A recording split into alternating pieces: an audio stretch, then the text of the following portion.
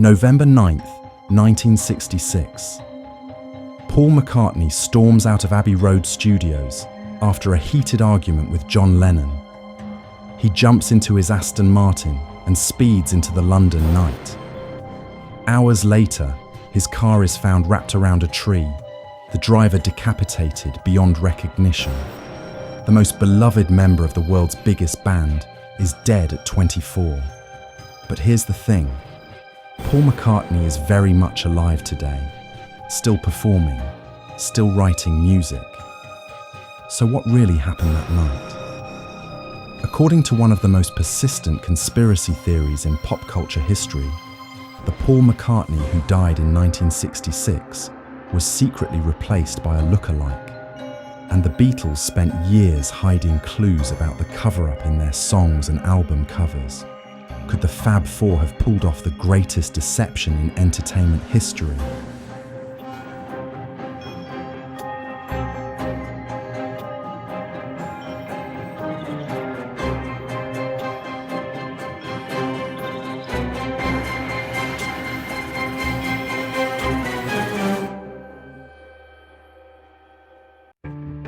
By 1966, the Beatles were the biggest band in the world, but cracks were showing. They had stopped touring, exhausted by the madness of Beatlemania. The more popular than Jesus controversy had sparked protests across America. In November, during recording sessions for what would become Sgt. Pepper's Lonely Hearts Club Band, the four lads from Liverpool were under enormous pressure to reinvent themselves. Paul McCartney was the band's most visible member, the charming one, the one who gave interviews, the musical diplomat who kept the group together. His melodic sensibilities had driven hits like Yesterday, Hey Jude, and Let It Be. He was also the most recognizable, with his distinctive features, left-handed bass playing, and boyish enthusiasm. According to official records, there was no car crash, no death, no replacement.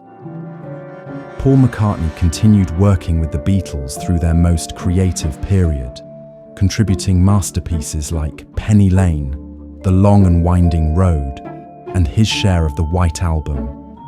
When the band broke up in 1970, he formed Wings and continued a successful solo career that spans over 5 decades.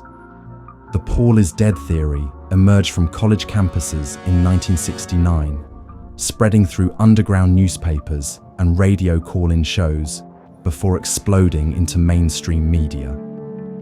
McCartney himself addressed the rumors in a 1969 Life magazine interview, saying simply, "The rumor of my death has been greatly exaggerated. However, if I were dead, I would be the last to know." But believers in the conspiracy point to an overwhelming collection of evidence hidden in the Beatles' work after 1966. The clues, they claim, are everywhere, if you know how to look. The album covers. The most famous is the Abbey Road cover from 1969. Paul walks barefoot and out of step with the other three, symbolizing death. John leads in white, representing heaven. Ringo follows in black, the Undertaker. George in denim, the gravedigger, and Paul barefoot like a corpse. His cigarette is in his right hand, but Paul was left-handed. The license plate on the Volkswagen Beetle reads 28IF, Paul's age if he had lived.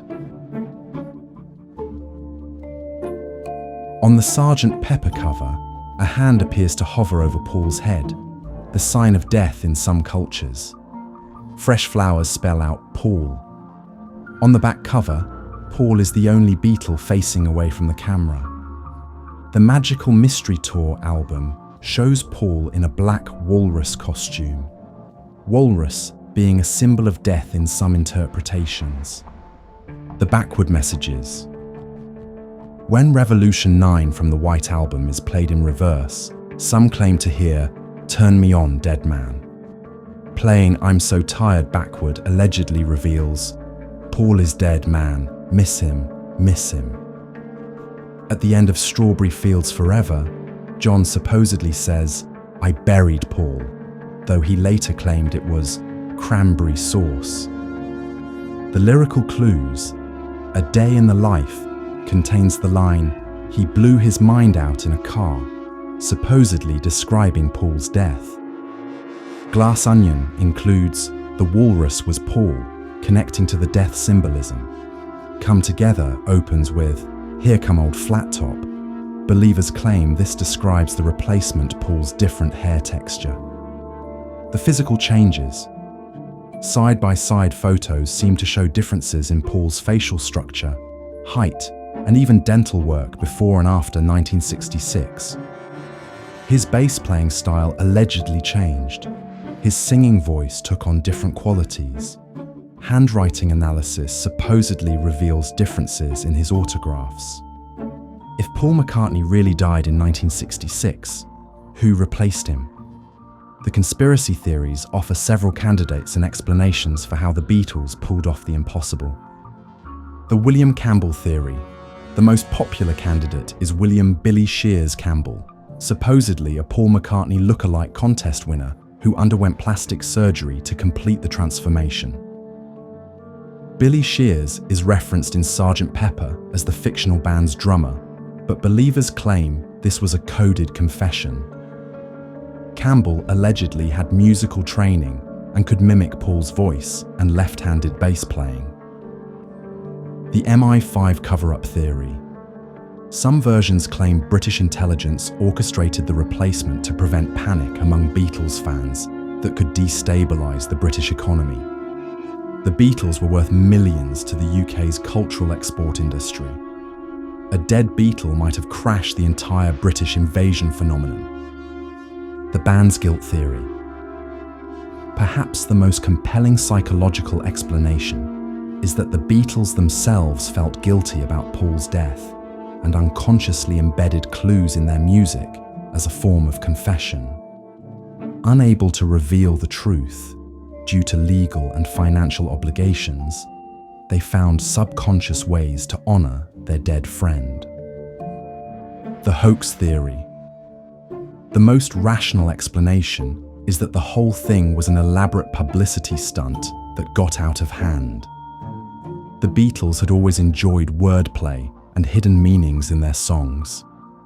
When fans started finding clues, the band may have deliberately added more, creating a feedback loop that spiraled into a global phenomenon. But believers ask, if it was just a publicity stunt, why did it continue for years? Why would the Beatles risk their reputation with such a morbid hoax? Today, Paul McCartney is one of the few surviving Beatles, still touring, still writing music, still playing that left-handed bass.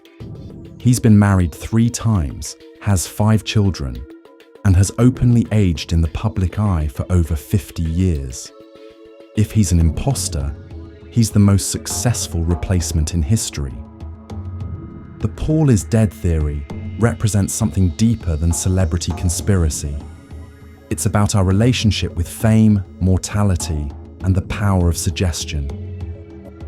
In 1969, it was one of the first viral phenomena, spreading through word of mouth and underground media before the internet existed. Modern forensic analysis has found no credible evidence of a replacement. Vocal pattern analysis shows consistency in Paul's voice across decades.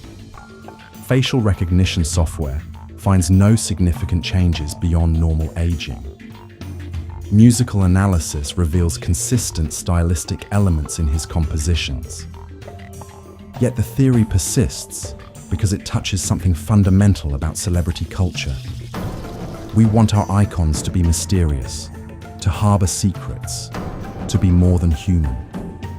The idea that the Beatles could orchestrate such an elaborate deception appeals to our sense that truly great artists are capable of anything. Was Paul McCartney replaced by a doppelganger who fooled the world for 50+ years? Or does this conspiracy reveal more about human psychology than Beatles history? The evidence for Paul's survival is overwhelming. He's literally still here, still performing, still very much alive. But in the age of deepfakes and digital manipulation, the Paul is dead theory feels oddly prophetic. If a replacement could fool the world in 1966, what possibilities exist today? Perhaps the real question isn't whether Paul died, but why we needed him to. What does this bizarre chapter in pop culture history say about fame, mortality, and our willingness to believe the impossible? Turn your speakers up, play Revolution 9 backward, and decide for yourself. The mystery of Paul McCartney, dead or alive, continues to fascinate more than 50 years later.